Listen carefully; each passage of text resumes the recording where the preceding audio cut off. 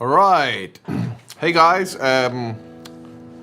welcome to our live stream right here on YouTube. We haven't been live in a while. We've got lots of exciting news for you guys. So looking forward to hanging out with you on today's stream. So before we get going, just let me know if you guys can hear me and see me all right. And then we should be off to the races. I just don't have any guitar sound at the moment, so we just have to sort that one out real quick. So I'm just going to ask Bob or Kenan just to come and give me a hand real quick with the guitar sound, and then we're going to be off to the races. All right, so Armand says the voice sounds good. I'm just not hearing my guitar, and just need to see what is going on with that, because obviously after all, that is what we are here today for. So just waiting for the guys to come and help me. Let me just call them over here.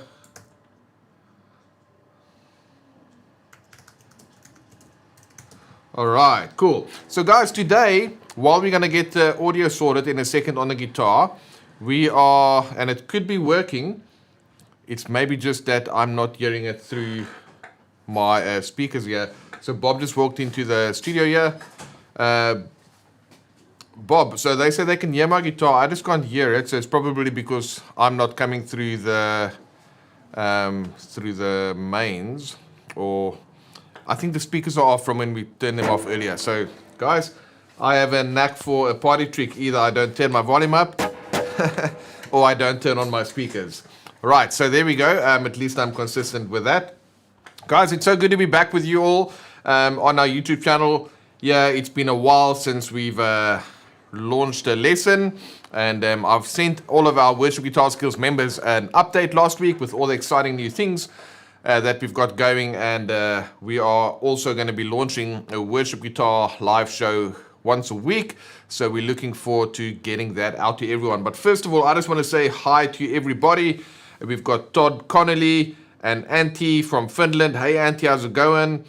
And Kenan and Bob and Alexander and Luana Break. Fantastic. So I'm super stoked to be here with you guys. Let me know in the comments how things are going. And today we are going to be answering the question about what non-chord tones should you play, right? So a lot of our lessons here on YouTube has been about playing more melodically, and when you're doing your guitar sounds and parts, to actually pay attention to the chord tone. So Antti, who's one of our members at the Worship Guitar Skills, he actually gave us a great idea around how we can better teach triads, right? So triads is literally, it's such a simple concept, but it literally shows you all of the chord tones available to you. That's a C triad. It's an A minor triad. That's a G triad. And that's an F triad. So all those notes are purely just chord tones, right? So if you just use those notes, you can do some pretty cool stuff with your playing. And I'm going to give you a quick example of that. So let me just double check this track here. All right, cool. We've got the track working. So I'm going to mute my audio real quick, and then I'm going to play a couple of things for you over this track, which is going to be, let me go to this screen here so you can actually see that. It's going to be a progression in the key of C major. So the chords are C, A minor, G, F, and we are going to talk about that in a second. But now I'm going to play just the triads, which means just the chord tones. And in fact, before I do that, let's just quickly write them out over here. C major, the three notes that make up C major is C, E, and G. So if I play C, E, and G, that is a C major chord. If I play A, C, and E, that is going to be an A minor chord, right? If I play G, B, and D, that's a G major chord. And if I play F, A, and C, that is an F major chord. Now these are what we call chord tones. I'm going to play a track that has got these 4 chords, C, A minor, G, and F. And I'm just going to use my chord tones. Let's check that out.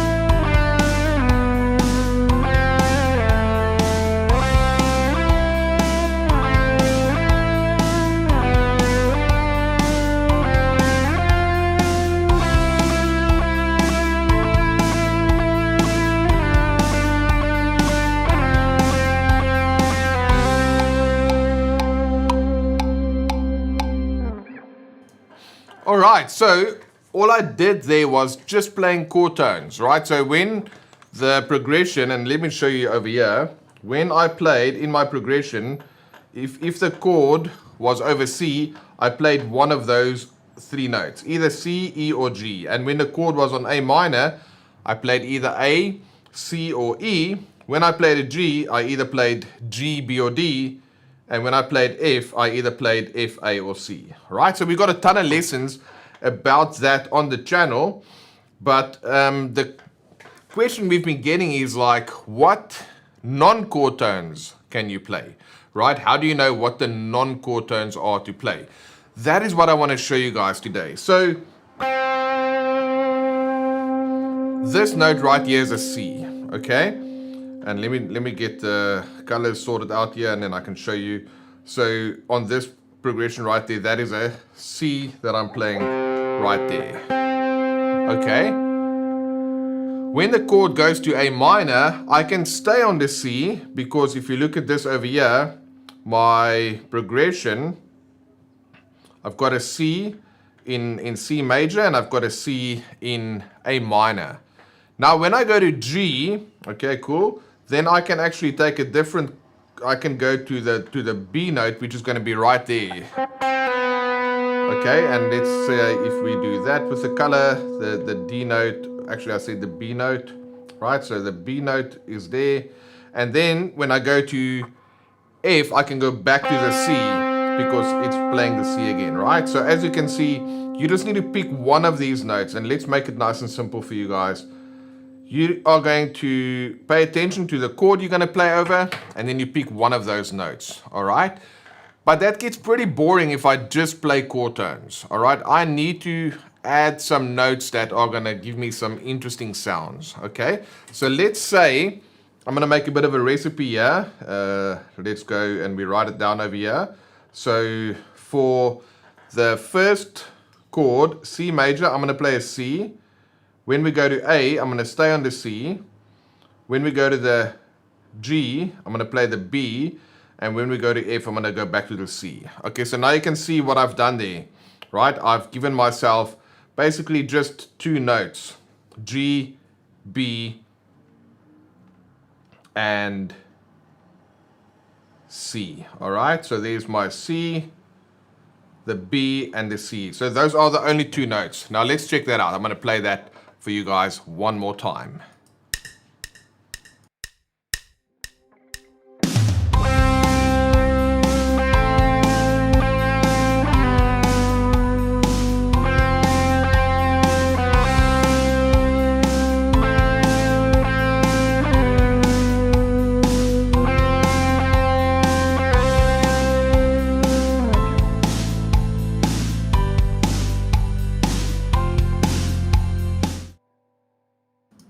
Okay, that's a bit boring, right? Because I want to do some other things. So maybe instead of playing this C, I can go back and add in, say, the A. We wanted to go back down to the A instead, right? So let's do that.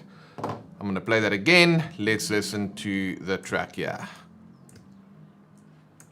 Quite a lot of things to click on here, so there we go.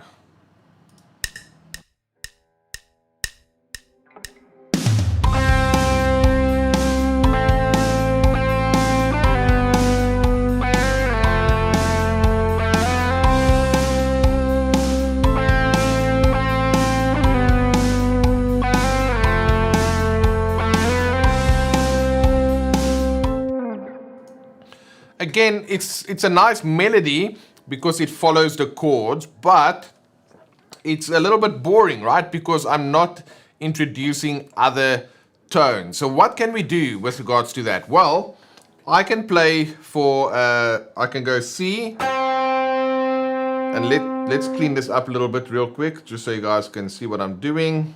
If I'm going to play over the first chord, which is going to be a C, and then obviously that's going to be my note. My second note is an E. All right, then I should probably write that in for us. Then we can see exactly what I'm doing there.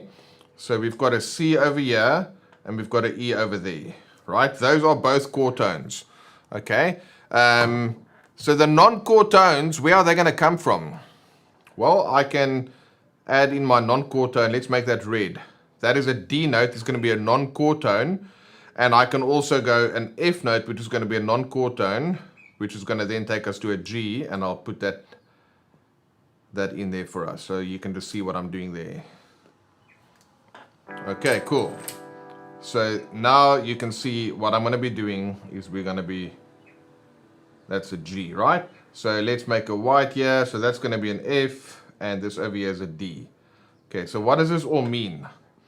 It just means that if I'm playing over C, right?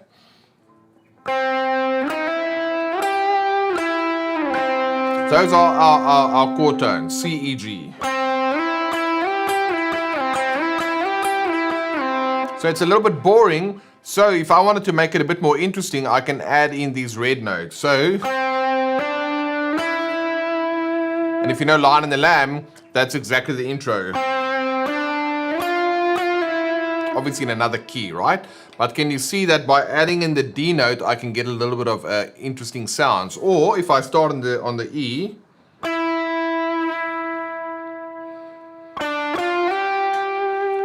those are additional notes that I can add in. So you want to know where are your chord tones.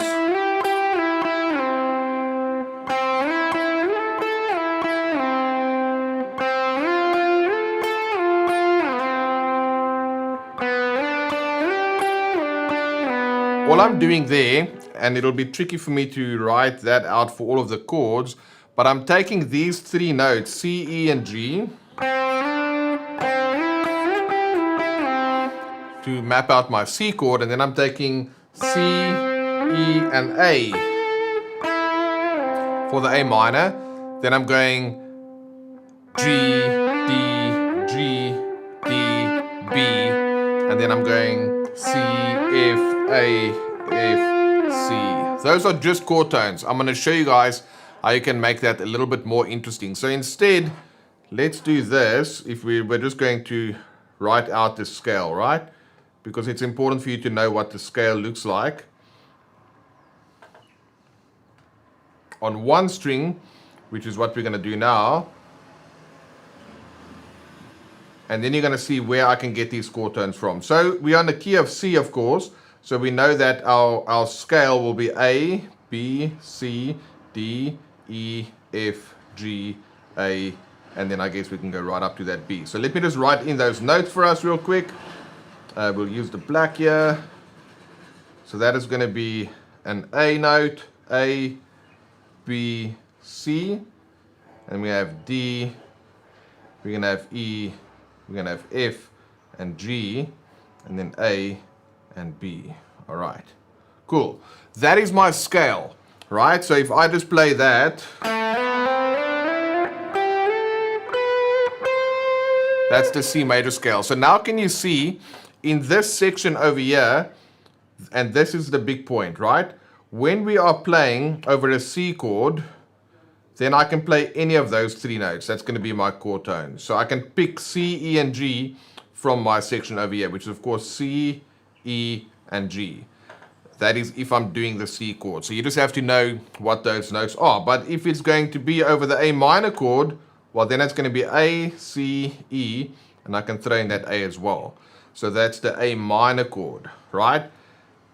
And vice versa. If I'm doing the G chord, now everything changes. There's B, D, and G, and maybe that B for the G chord. And the same thing is going to happen for the F chord. Let me do that for you guys. jumping between just chord tones. So depending on which chord is happening at the time, I'm going to pick the relevant notes from that section. And then after that, I'm going to show you some chord tone options, right? So let me know if that all makes sense. Just let me know in the comments. And the guys are telling me there's a bit of a delay with the track. So we just need to see if we can fix that. Hopefully that is... I'm not sure how we would fix that in terms of the latency, but let's try that, okay? If it's very bad, Armand, just let me know, and then we'll find another way to talk through these kind of things. So to recap, I'm going to take any of these chord tones as the chords change, and I'm going to pick them out from the string, and afterwards we are going to look at how can we go ahead and add in some non-chord tones.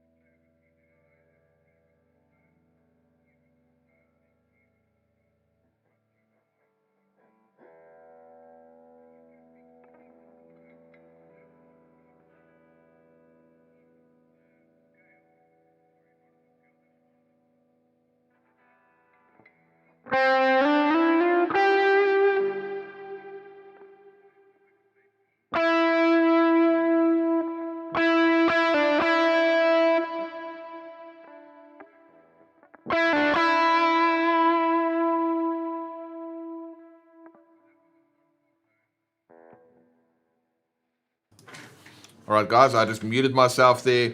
Sorry about that. I was just saying, it sounds boring if I just use chord tones.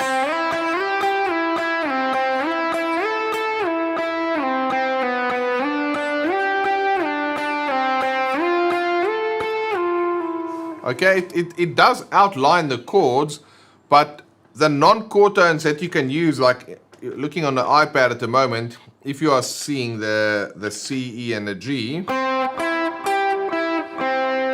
I can use all of these other tones that are not in the chord. So let's look at the red ones are my chord tones.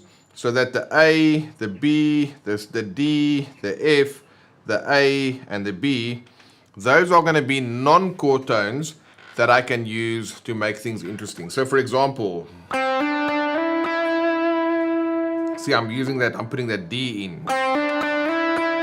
Okay, and then that obviously makes a very big difference. That's a non-chord tone. Or I can go, that's a nice line. So I'm just playing C, B, C. Okay, so you hear me play the chord tone and then go down and then play another chord tone and then go down. All right, so let me play that for you just over that C chord. And Armand, just tell me in terms of the latency, if the latency is too off, then obviously the track won't work for us now. But let's see how this sounds.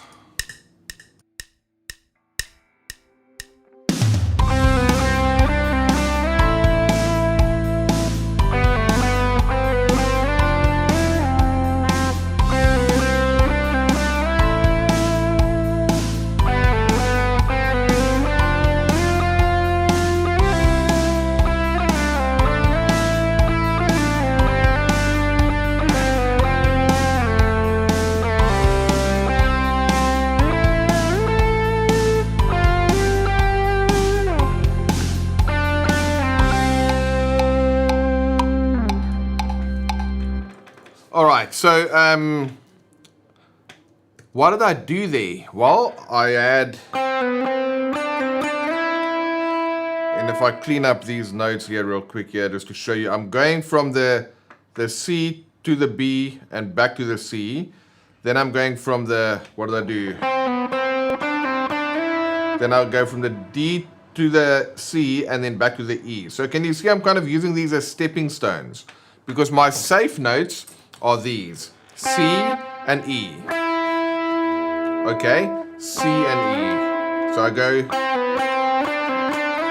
and then I rest on that, and then I take the same idea.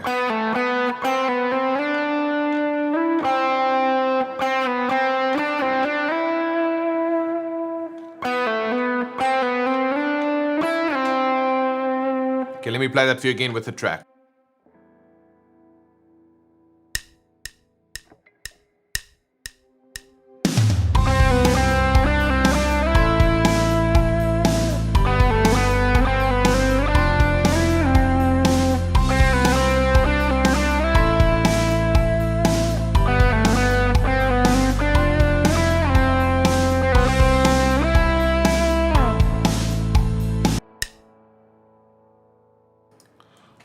Alright, so I'm going to just pause there for a second and you guys let me know if that all sounded alright. So I see guys that we had a bit of a delay with the track, so we'll fix that for our next stream because the track is slightly behind my playing. But like Auntie is saying, so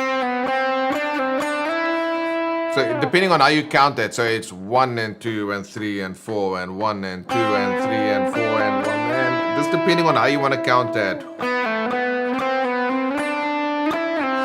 So do you see I'm doing these little building blocks? So I've got a chord tone, non-chord tone, chord tone, non-chord tone, and then I slide up. All right, so that is how you can check it out. If I were to simplify what I'm saying here, is you want to make sure that when you are looking at your, and you can't see my mouse on the screen right now, but if you want to know what the scale is, that is step number 1. Figure out, okay, great, where do I find all the notes in the scale? Okay, and then secondly, what are the chord tones that I need to hit at the right times? All right, and then after that, how can I use the non-chord tones to create some melodic interest? All right, so the guys, let me know if that makes sense.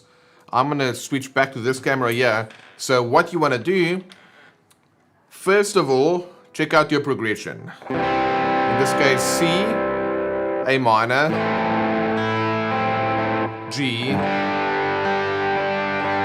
F. All right, so then step number 1, and maybe I'll go back to this iPad here. Step number 1, look at what all of your chord tones are, okay, in terms of like literally write out the chord tones. So as you can see here in the C chord, it's C, E, and G.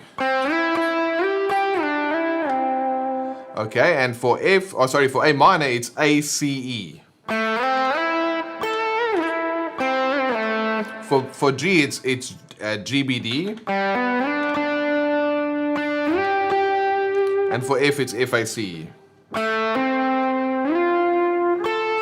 So just map out your chords on one string, okay?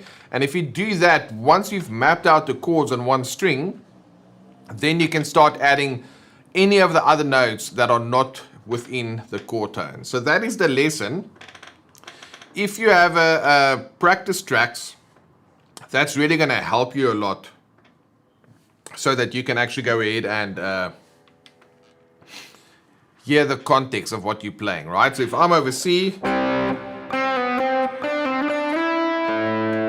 but now see, when I went to the A minor, I landed on this E, but I just stayed there, so I didn't have to do the same line again. And then when we went to the G, and then that went to the F. So when you have the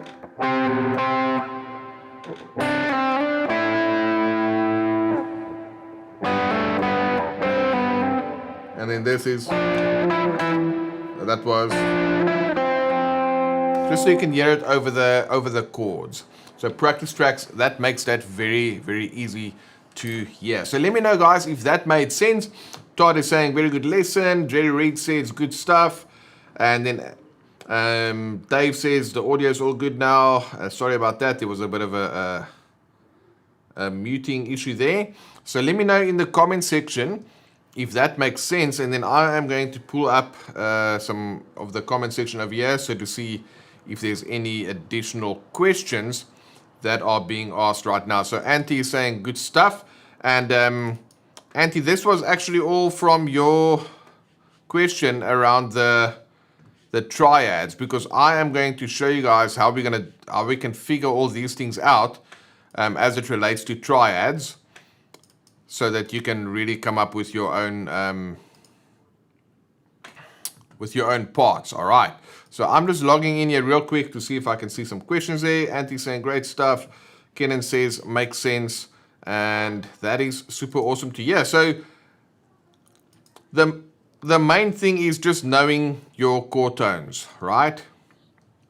That is a thing that you just need to kind of figure out on your own, in terms of like, where do we find the chords and where do we find the various chord tones. And once you have that down, then obviously from there onwards you can start, experimenting and do what you want to do there. So I'm just pulling up some questions here real quick. And if you guys have any questions, throw them in the comments box there. It looks like our one tripod here, battery went flat there, so we'll sort that out on the next one. And I'm going to my live section over here. So any questions in the comments box there, I'll happily answer those for you. And then we'll keep this train moving along. We've got another 10 minutes or so in which we can experiment. So what you can do, and I didn't write, I can actually draw that out for us as well, just so that we can see how that looks and how that works. But if this is a G, okay, that's a C, that's an A minor, and this is an F. Whatever you want to do, you want to go ahead and just learn the progression in different places on the guitar neck. So Jerry is saying use non-chord tones to create a bit of tension, so return it to a chord to create release of that tension. Yes, that is exactly right. You want to be able to have tension and release in your playing. Now, how do you start figuring out how to do all this stuff across the neck? The best thing that you can do is C, A minor, G, F, or C, A minor, G, F, or C, A minor, G, F. Okay? Then by mapping those notes out, you can play C,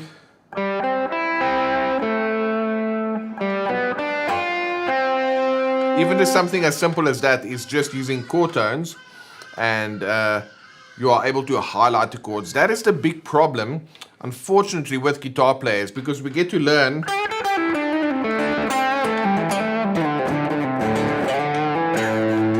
the minor pentatonic scale,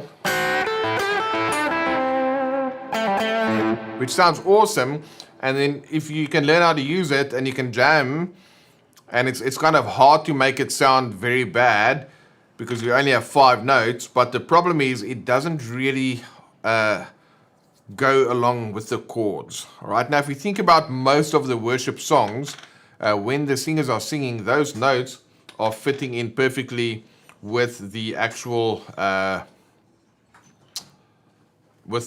chords, right? So that's quite important in order to understand how that works, because then your playing doesn't sound separate from the music, because it's literally actually following the chord tones, right? So I want to encourage you guys to take a progression and then map out the actual chord tones on your own playing there. So let's just have a look there. All right, great. So Armand just helped me out with the second angle, so I can just show you guys what I play there. So Alexander is saying, can we look at using one of the share notes between the chords as a drone note or a pedal note? Yeah, so can we look at using one of the share notes between the chords as a drone note or a pedal note? Yes, that's actually a great question.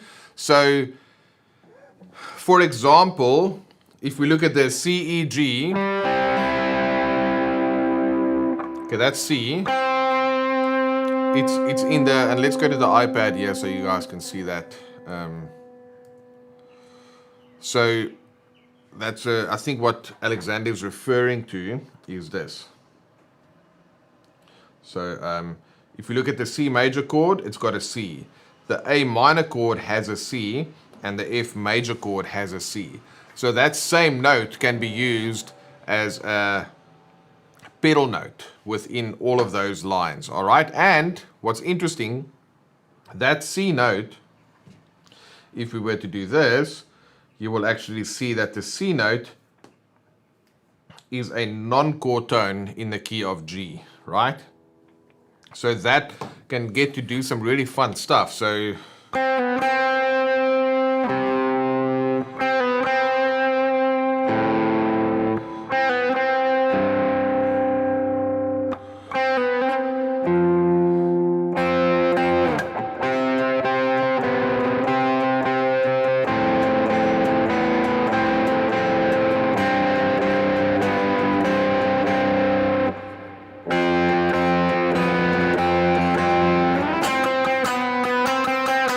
So you can use that as a pedal note amongst different chords, because now the notes stay the same even though the chords are changing, right? So that you can see where these notes are nice and easy and close together. The other approach that you can have is you can say, just choose a note. Okay, I've got the wrong tool there. Let's go in here.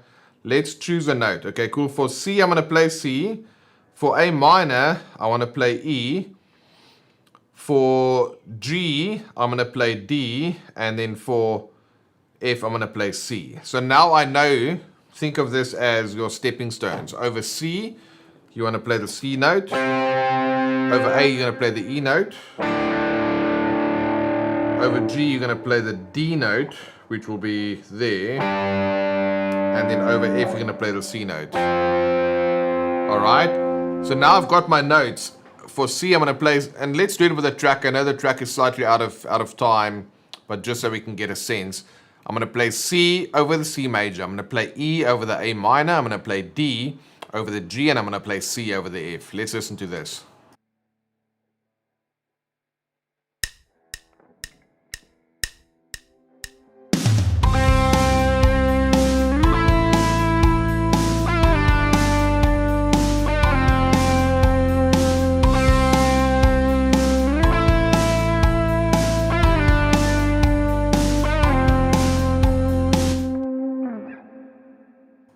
Okay, pretty cool, right? Now, because I was highlighting those notes, but it's kind of boring. So now we can say to ourselves, okay, cool. Let's use the blue for a bit of an interesting color. I'm going to play C over the C chord, but then I'm going to do the E note. I can't do the E note because I'm already going to it. So I'm going to use the G note.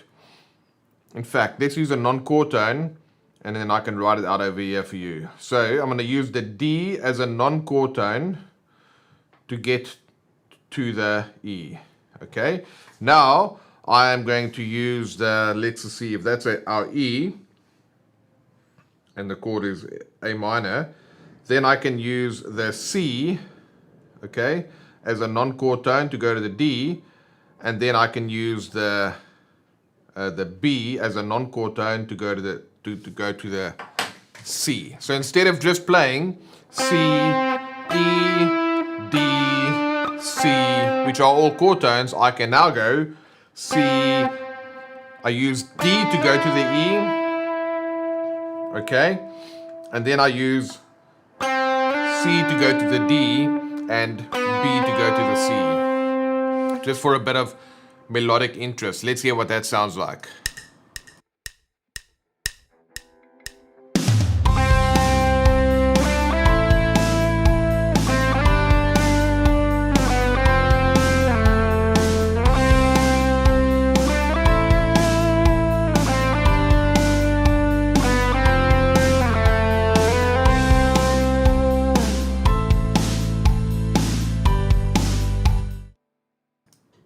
Alright, so can you see what I did? I played C, interesting note, chord tone, interesting note, chord tone, interesting note, chord tone, chord tone.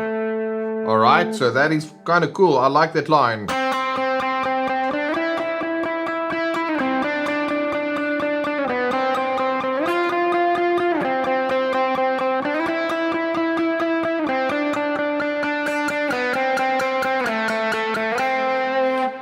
So does that make sense? First I map out my safe notes. We call these stable tones, and then I use any of the notes from the scale as an active tone to add in some of those interesting lines. I'm going to play the line on its own with just safe tones.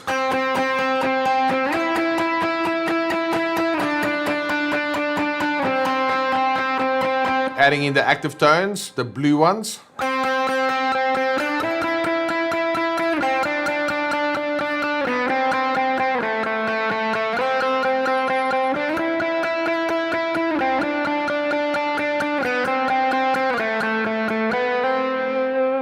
Can you hear how cool that is, guys? That is just using non-chord tones from a very mathematical approach. I'm just thinking out loud because I can't, if you're not used to doing this just naturally, you kind of have to experiment with it a little bit beforehand, right? So that it can become natural, all right? So hopefully that shows you what I did. You can literally, instead of these blue notes that I've chose, you can do any of the other notes. You can choose any other notes, or you don't have to start with a C. You can start with an E on the C chord. You can do whatever you want. There's so many opportunities over there. So let me know if that makes sense in terms of we map out the chord tones, we choose our target tones as just chord tones, and then we add in non-chord tones from that scale to add some interesting sounds. Let me know if that makes sense in the comments section there. Alexander is saying, okay, I answered that question. And then we've got Chris saying, which scales do you feel are most beneficial to you as a guitarist? 5 shapes of major, minor, or pentatonic? Yeah, that's a great question. It kind of depends what I want to do. For the most part, and this is an interesting concept, right? For the most part, I try not to think of it as scales. Instead, I think of it as chord tones. And then that's kind of how I go about it. It's just non-chord tones and chord tones. So for example, if I were to play a C major pentatonic scale, then I can go C, E minor, and then for G,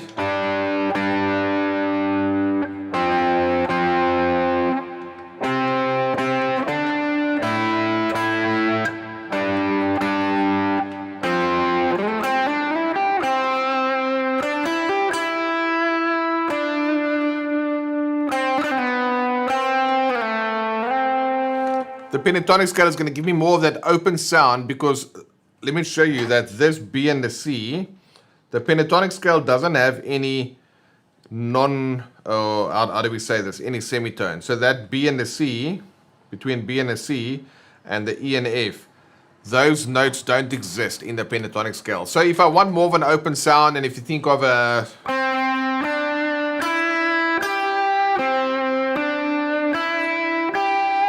Build My Life,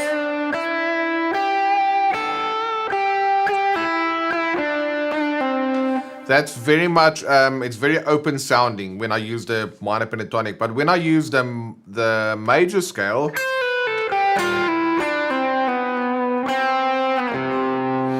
then it sounds quite different, right? In the sense that those, what do you call them? The semitones, they give you much more of a closed sound. So to answer your question, Chris, is I think of it mostly in terms of chord tones and non-chord tones, using the major scale to show me all the non-chord tones I can use. But when I want to look for more of an open sound, then I go for the pentatonic. Or when I want to play something bluesy, I go for the pentatonic. Hopefully that makes sense. If it does, let me know there. Thank you so much. And then Anti's saying, any tips on how to avoid getting lost when you're on a scale when moving between strings? Is it basically just about knowing where the chord tones are on different strings? Yeah, Anti, this is our next workshop that we're releasing in the Worship Guitar Skills Academy, where it will show you like what I showed earlier. So C, A minor, F, G, F, and then C, A minor, G, F. Then on the other strings, you'll start getting used to where to find those notes. That's the one thing. Something else, like let's take that line that I've just played. What was it? So let's say it was...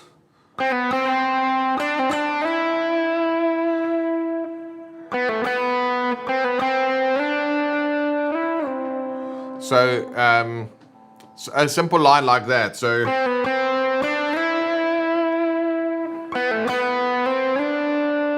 then you want to be able to do exactly that on another string. So that for that C,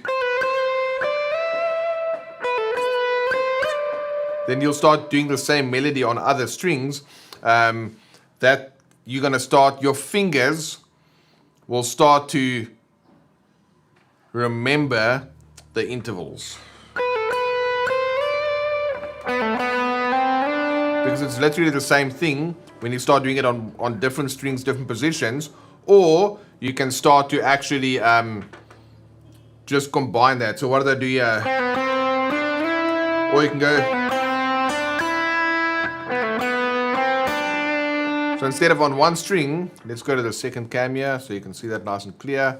So instead of just one string, I can go...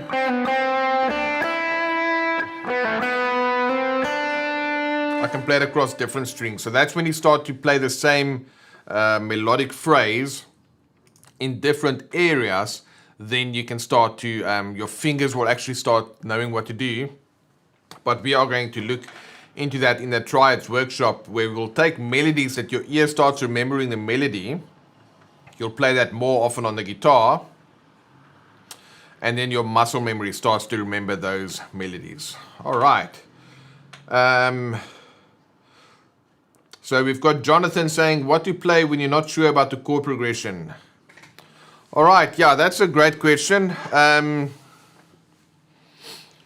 Everything that we're kind of discussing here is going to rely on the premise that you know the chord. So in that case, either try and find out what the chord progressions are, or you'll start to have to work on your kind of ear training so that you can hear the different chord progressions, right? So hopefully, yeah, you'll just have to get, either you'll have to know what they are, or if you don't and they kind of go off on their own thing at church live, then try and start hearing the chord progressions, because it's either going to be 1-6-4-5 or 1-5-6-4 or 4-1-6-5 or 4-1-5-6. It's going to be a combination of those four chords for the most part, unless you play in like a church where they do more old school gospel style worship and so forth. Then those chord progressions aren't quite that simple.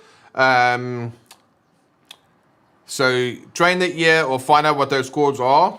Or if you can, if you know how the piano works, stand next to the keyboard player so you can see what they are playing, or look at what the bass player is doing, or get someone to help you with what the chord progressions are, because that's going to help you, Jonathan, to know how to match up what we showed you guys earlier in terms of the actual chord tones, right? Based on how they match up with the scales and with the chords. All right, awesome. So Anthony's saying he's looking forward to the next workshop. And then we've got Jubas, good of music. Love your stuff. Yes, awesome. All right. Bye, donkey. That's some Afrikaans for you guys in other parts of the world, which is one of the languages we speak here in South Africa, very similar to Dutch, which is also my first language. So yeah, it was awesome being here with everybody today. Thank you so much for hopping onto the live stream. We are going to be doing this way more often, doing live streams, answering questions. So if you are just catching us live right now, if you're not on our email list, you can go to worshipguitarskills.com. And let me just see that if we have something in the description. Yeah, in the description of this video, there's a thing that we call our Worship Guitar Growth Killer Quiz. It will tell you in what area your growth is being stuck in, right? That's our Worship Guitar Growth Killer quiz. You can take the quiz. That's going to get you onto our email list when we'll send out notifications for whenever we're doing live streams like this. And then, of course, subscribe, hit like, share these videos with your friends. And then that's what we're going to do. So Skulk Lombard is asking every Thursday. Yes, that's definitely the plan, that we can stream every Thursday. And if it's not every Thursday, it will be at least every second Thursday. We are working on a cool format to do what we call that worship guitar show with different segments, songs, teaching, and a bunch of different things. So that's going to be fun to do. So keep an eye on the emails for that. And then we've got Ademir de Mata from Brazil saying Bom dia, paz, Sao Paulo. So I don't know if I pronounced that the right way. And I'll have to look into Google Translate what that means. So let's have a look real quick. Okay, cool. I'll have to check that out. But thank you so much for showing up, guys. It's really awesome hanging out. And we're going to be way more prolific with the amount of content we put out. So if you have any questions, Charl at worshipguitarskills.com, or an easier one, if you don't know how to spell my name, support at worshipguitarskills.com. Send in your questions. Tell me how I can help you. That's why this channel exists, to help you guys improve your worship guitar skills so that you can elevate the level and the overall level and intimacy of your worship sessions in your local church, so that people can have an encounter with God and His love and experience wisdom and connection and all those things that we so desperately need in this day and age. And what a joy and an honor and a privilege for us as guitar players to use the skills that we are so passionate about to expand the kingdom and to glorify the name of God. So I'm so excited to be helping you guys with that. And shoot me questions, share the videos with your friends, and then I look forward to seeing everybody on next week's live stream. We'll keep you posted on when that's going to happen. And then thank you so much. All right, guys. Love you guys. Have an awesome one. And we will chat soon. Bye-bye.